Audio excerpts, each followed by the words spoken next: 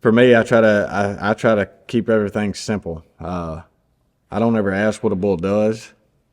I don't want to know. If I've been on him before, I try to look at him like I've never been on him. That way I ride jump for jump. And, you know, you stay square with that bull, your shoulders, your hips, everything's square. They can't throw you off, but you have to win every jump. It's a dance. They make a move, you got to follow. It's the same thing, though. If a bull goes left, you move over your head, but then you got to come right back to the front. And when you see guys not break and come back to the front, that's when they start getting behind, and they have to make Hail Mary moves to try to catch back up. And all you're doing is playing catch up. And I was pretty bad about that. You know, I like to see a guy kind of ride just a hair away from his hand, just a little bit. And I always felt like I could catch up into my hand, but you can't be laid away from your hand. So if I was cocked just a little bit away from my hand, you know, if that bull kicked out there and went right, he picked me right back up. All I had to do was stay in time with him. If he went left, yeah, I had to make a little bit bigger move, but I could catch him back up easier, I felt like. So that's the way I did it. A lot of people, it doesn't work for that way. No one's going to ride the same. Nobody rides the same as anyone else. I'm not going to try to teach anyone how to ride like me. I'm going to teach you the correct way. I know the correct way. Whether I do it or not, that's a different story.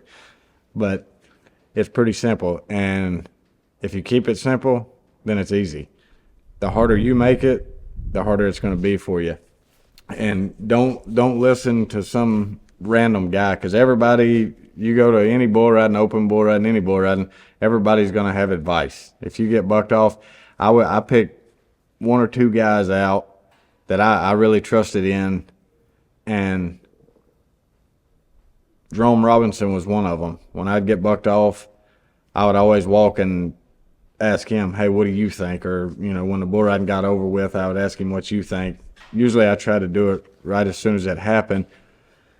99% of the time, what I was thinking was what, you know, happened. I knew what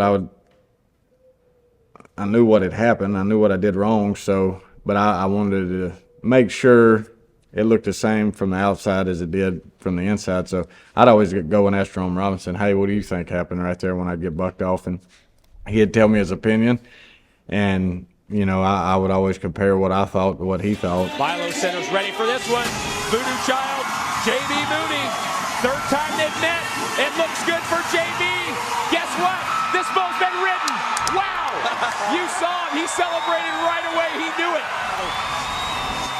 Third time in 3 years he's been ridden. Geographically, he couldn't have done it any better. I mean, just this south of the house, and all the fans you can imagine that are here supporting the whole building for that matter. And again, just an outstanding effort and grit by this guy. That's our second highest ride of the 2010 season. You can bet his father Tim and mother Lynn are celebrating. There's his dad.